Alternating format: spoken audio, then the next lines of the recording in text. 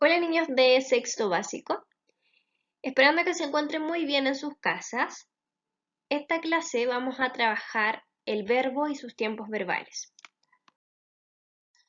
Vamos a recordar entonces el concepto del verbo. Ya, el verbo corresponde a una acción que nosotros realizamos.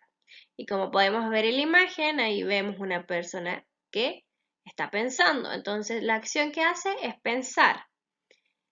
Otra acción, cantar, hablar o también contar.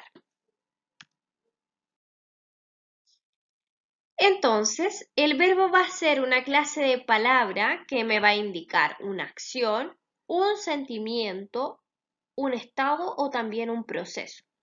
Y nosotros si podemos observar la imagen de ahí, tenemos amar, errar, agradecer, perdonar, perder, ganar, soñar, reír, llorar, sentir y vivir. ¿Ya?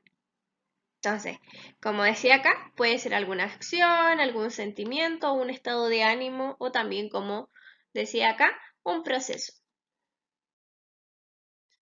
Ahora, el verbo va a tener partes, ¿ya?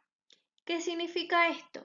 Que las palabras tienen una raíz y una desinencia. La raíz es la parte que se mantiene fija y lleva el significado. Y la desinencia es la parte que va a sufrir variaciones, es decir, que sufre cambios. Acá nosotros podemos tener, por ejemplo, la palabra cantar. Su raíz es can y la desinencia o la parte que cambia es ar, porque nosotros podemos decir cantar, también podemos decir cantaremos, cantará. Entonces, la desinencia, que es la última parte, es siempre la que va a variar en las palabras. Ahora, vamos a partir con la conjugación. Según las formas que tomen al ser conjugados, los verbos nosotros los vamos a denominar en una primera y segunda conjugación. Va a haber una primera conjugación que va a corresponder a todos los verbos que terminen en ar. Por ejemplo, el verbo amar. Y vamos a tener una segunda conjugación que van a ser los verbos que terminan en er. Y acá podemos tomar el verbo temer. Y una tercera conjugación que correspondería a los terminados en ir. Y acá tenemos al verbo escribir. También los verbos sufren de tiempos. Van a tener tiempos simples y tiempos compuestos. Los tiempos simples constan de una sola palabra. Por ejemplo, jugó, íbamos, encontré. En cambio, los tiempos compuestos van a ir formados por un verbo haber y también por un participio. Por ejemplo, he jugado. La palabra he viene del verbo haber. Has ido, la misma situación, viene del verbo haber. Habrían encontrado, y acá nosotros tenemos habrían, que viene del verbo haber, más el participio de la palabra encontrado. Ya. También nosotros vamos a tener tiempos verbales. Y vamos a recordar que el pasado también se llama pretérito. El pasado me indica una acción que ocurrió antes. Por ejemplo, bailaba, cantaba, tomaba. El presente es la acción que yo realizo ahora. Por ejemplo, bailo, canto, tomo. Y el futuro, que es la acción que yo voy a realizar después.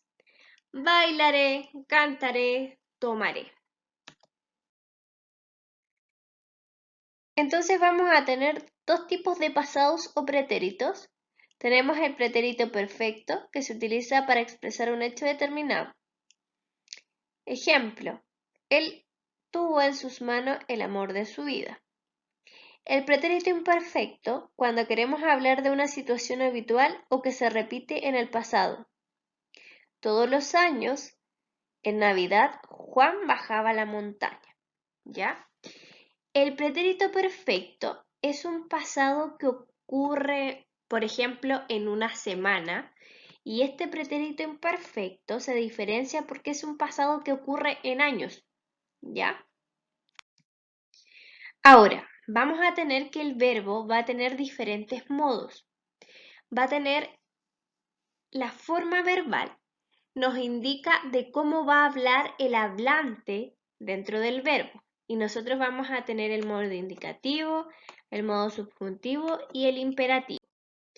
El modo indicativo es aquel modo que nos habla de hechos reales, que ocurre en un determinado tiempo, o sea, que es de verdad. Por ejemplo, hoy llueve o hoy hace frío, ¿ya?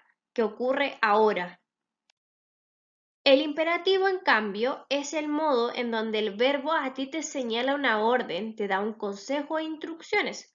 Ejemplo, lávate las manos, pon la mesa.